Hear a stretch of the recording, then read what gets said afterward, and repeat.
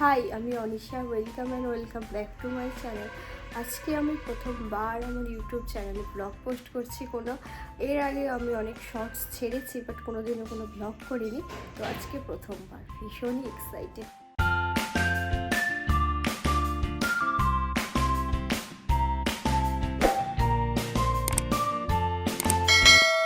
তো আজকে আমরা ওদাবাড়ি ঘুরতে যাবো। এখানেই একটা নতুন মন্দির ওপেন হয়েছে। মন্দিরটার নাম কি? খাটু শ্যাম মন্দির।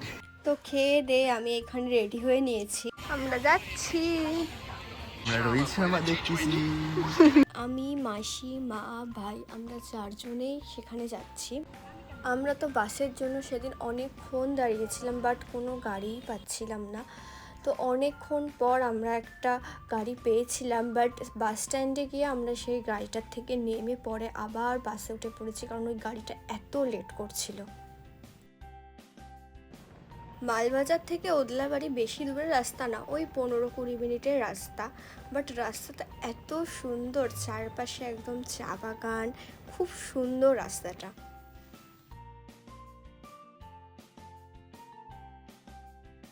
আর বাস থেকে সূর্যটা দেখতে জাস্ট অপূর্ব লাগছিল।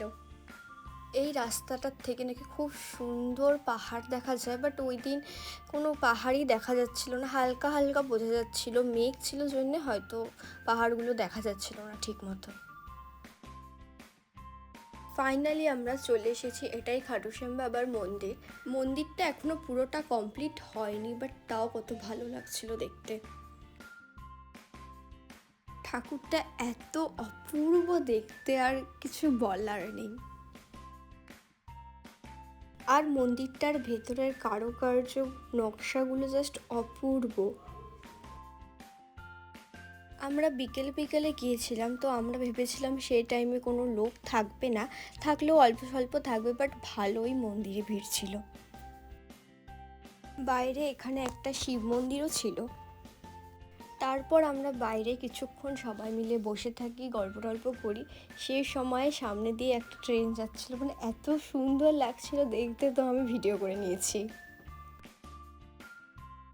আমি আর ভাই মিলে একটু মন্দিরটা ঘুরে ঘুরে দেখছিলাম, বাট মারা বসেছিল। আমরা কেউ ওই তীর খেয়ালই করিনি, মা বললো দেখে পরে আমাদের চোখ গিয়েছিল উপরে। আর মন্দিরের বাইরে তো চার্ট দেওয়াই আছে, কখন খোলা থাকে কখন বন্ধ থাকে। তারপর আমরা বাড়ি চলে আসি, কারণ বেশি দেরি করলে আমরা আবার পরে গাড়ি নাও পেতে পারি। বাড়ি গিয়ে চাটা খেয়ে আমি আর ভাই সন্ধ্যাবেলা আবার বেরিয়েছিলাম, ওদের ওখানে দুর্গা মন্দির আছে, তো সেটা দেখতেই বেরিয়েছিলাম।